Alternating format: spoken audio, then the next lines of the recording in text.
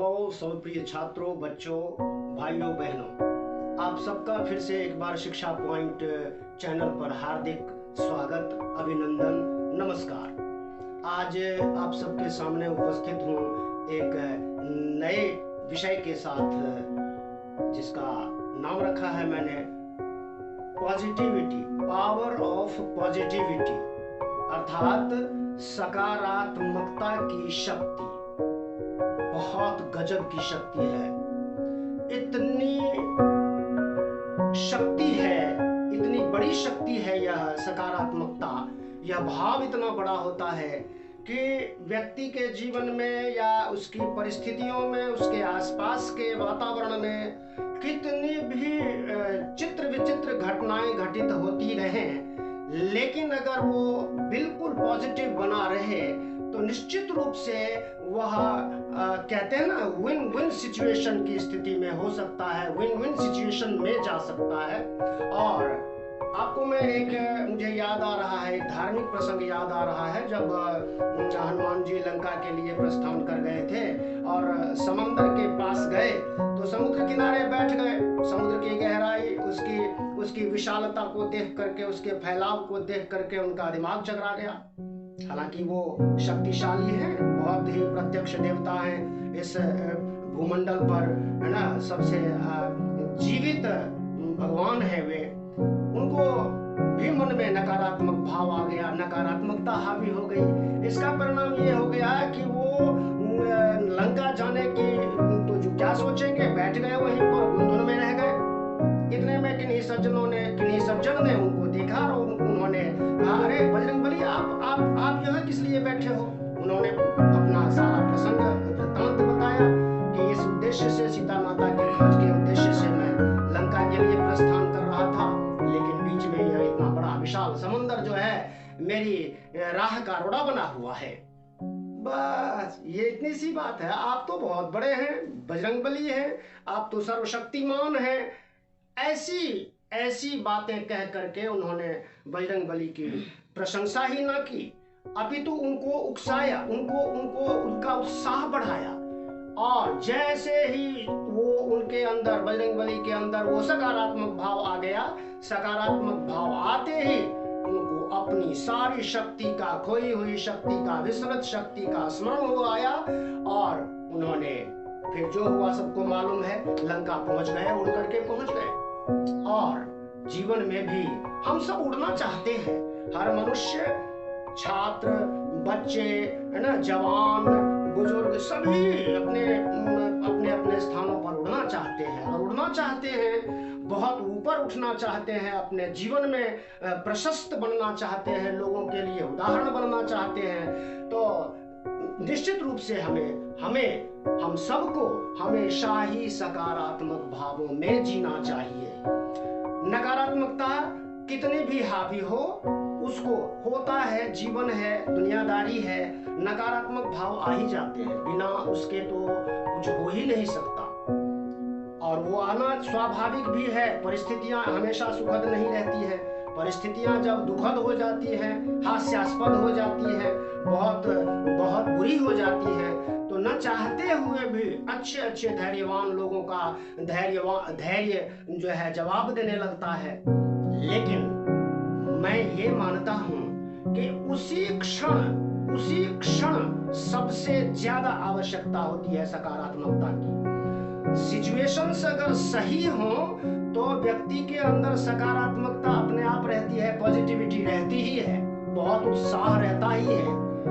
अब उस सकारात्मकता की ज्यादा आवश्यकता कब होती है?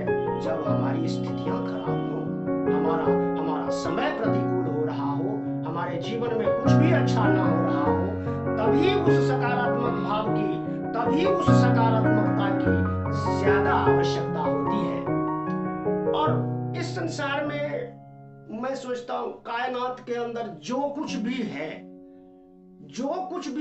मानव के निर्मित, या जो कुछ भी मानवेतर निर्मितियां हैं, प्रकृति है, इन सब में मानव ने जो भी योगदान किया है वो अपनी बौद्धिकता के कारण, अपनी बुद्धि की शक्ति के कारण। और बौद्धिकता तभी बनी रहती है जब सकारात्मकता बनी रहे। आप सोच करके देखिए। मैं कई बार अनुभव करता हूँ, विचार करता हूँ, मुझे लगता है कि निश्चित रूप से जब हम निराश होते हैं ना, तो आशा की हल्की सी एक किरण जो होती है ना, सारी निराशाओं पर जो है पानी फेर देती है। वह किरण इतनी ताकतवर होती है, इतनी प्रकाशित उज्जवल होती है वो। तो प्यारे छात्रों से, और छात्रों से विशेष रूप से, और छात्रों से, जवान भाई बहनों से, बुजुर्गों से भी, सबसे सबसे ये निश्चित रूप से ये कहना चाहूंगा कि हमेशा घर परिवार की स्थितियां सही नहीं होती हैं, दुनियादारी की स्थितियां हमेशा अनुकूल ही नहीं होती हैं, प्रतिकूल भी हो जाती हैं, है ना।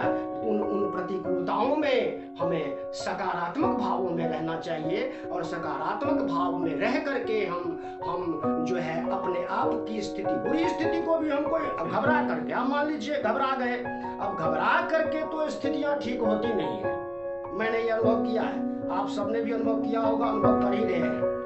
जब भी हम घबराहट में होते हैं तो हमारी बुद्धि कुंद हो जाती है।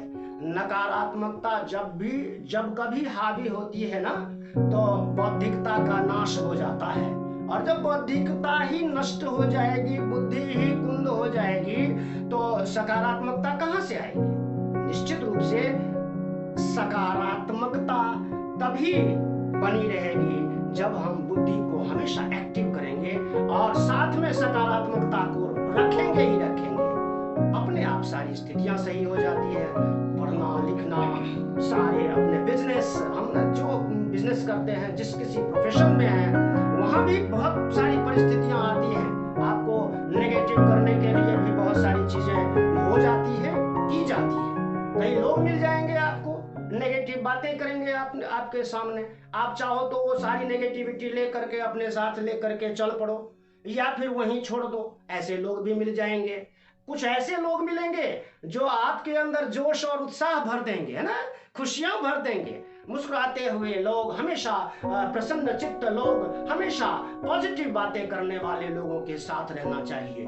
नहीं तो उसका परिणाम क्या होता है, हम हमेशा एक तरह के विषाद में और पता नहीं कैसे कैसे दुखों का अनुभव करते हुए से रहते हैं।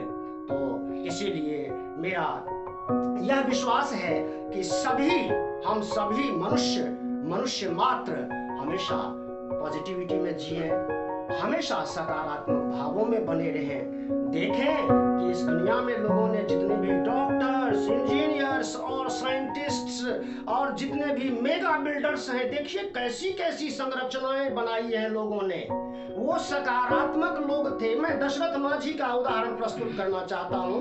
हम लोग हिंदी में एक पाठ पढ़ाते हैं, दशरथ माझी, वो झारखंड का रहने वाला था। उसकी पत्नी प्रतिदिन उसके लिए जो है खेत में भोजन लेकर के जाती थी, काफी दूर से। हालांकि इसमें कई और प्रसंग जोड़ते हैं लोग, लेकिन सत्य प्रसंग यही है कि उसकी पत्नी उसके लिए दोपहर का भोजन खेत में ले जाती थी। तो बीच में पहाड़ होने की वजह जो 1 किलोमीटर का रास्ता था, वो 5 किलोमीटर हो जाता था। दशरथ माझी को ये सब देख करके किसी दिन विचार आया मन में कि क्यों ना इस पहाड़ को तोड़ करके रास्ता बना लिया जाए। मेरी पत्नी ही नहीं, मैं ही नहीं शॉर्टकट से आया जाया करूंगा, बल्कि जो भी हैं, जो भी इस सिचुएशन से जूझ रहे हैं यहाँ इस इलाके में, उन सब के लिए एक सुविधाजनक मार्ग खुल जाएगा। ठीक है जी, विचार आया और उन्होंने, दशरथ माझी ने उस विचार पर कार्य करना शुरू कर दिया। उन्हें जब कार्य करते हुए कुछ लोगों ने देखा ना, तो लोग बेवकूफ समझते थे, यार ये क्या कर लेगा यार, ये इससे इतना बड़ा पहाड़ अकेला। देखते देखते लेकिन उन्होंने हार नहीं मानी। अब लोग कहते रहे पागल हो गया है क्या, ये भाई पागल हो गया। किसी की बात का कोई जवाब ही नहीं देता था। वो किस किस की बातों का जवाब देता। उसके सिर में तो बस एक ही धुन, माथे में एक ही धुन सवार हो गई थी, और वह यह थी कि किसी भी तरह से मैंने इस पहाड़ को तोड़ करके रास्ता बनाना ही है। छेनी हथौड़े से सोचने वाली बात है, एक व्यक्ति पहाड़ तोड़ करके कितने लंबे वक्त में रास्ता बना पाता। लेकिन वो पॉजिटिव बना रहा, सकारात्मक बना रहा, सबकी बातों को नजरअंदाज करता रहा। 2 दिन, 3 दिन, हफ्ता, 10 दिन बीतने के बाद इक्के दुक्के लोग उसका साथ देने के लिए आने लगे। और देखते ही देखते पूरे इलाके में जितने भी ग्राम थे, सारे ग्रामवासी उस पहाड़ पर टूट पड़े छेनी हथौड़ा लेकर के। वो पॉजिटिविटी थी, वह सकारात्मकता थी। एक व्यक्ति की सकारात्मकता ने अनेक लोगों के अंदर ऐसे भाव भर दिए, ऐसा जोश भर दिया, ऐसा जज्बा भर दिया कि सब लोग उस दुरूह कार्य को करने के लिए प्रस्तुत हो गए अपने अपने साधनों के साथ। ये ताकत होती है सकारात्मकता की। और भी अन्य कई उदाहरण हैं, बहुत सारे उदाहरण हैं, हम सब पढ़ते हैं, आए दिन देखते भी हैं।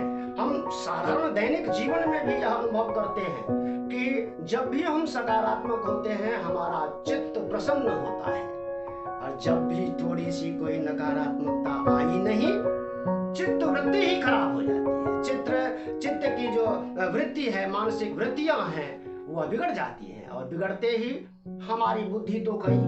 हमारी बुद्धि के लिए, हमारी बुद्धि की प्रशस्तता के लिए, उसके फैलाव के लिए हमेशा सकारात्मक रहना बहुत ही आवश्यक है। इससे ज्यादा मैं इस वीडियो में नहीं कहूंगा, कहने के लिए बहुत सारे लंबा भाषण हो सकता है, लेकिन एक बात सबसे आग्रह करूंगा, वीडियो को लाइक कीजिए, शेयर कीजिए, है ना, कमेंट भी कीजिए, और सब्सक्राइब और बेल आइकॉन को भी दबा दीजिए। और मुझे विश्वास है कई भाई बहन और छात्रगण या मित्रगण जो भी हैं, जो मुझे जानते भी हैं या नहीं भी जानते हैं, उस वीडियो को जरूर देखते हैं, लेकिन सब्सक्राइब नहीं किया हुआ है। तो मेरा निवेदन है कि अगर आप 5-10 मिनट का समय, अपना मूल्यवान समय वीडियो को देखने में लगा सकते हैं, तो 1 मिनट 1 सेकंड के 100वें हिस्से से भी कम समय लगेगा, सब्सक्राइब कर देंगे तो उतने का ही, आपकी उंगली का एक छोटा सा इशारा काफी होगा। तो सब्सक्राइब कर दीजिए। धन्यवाद, नमस्कार। मिलेंगे फिर से अगली वीडियो में, तब तक नमस्कार।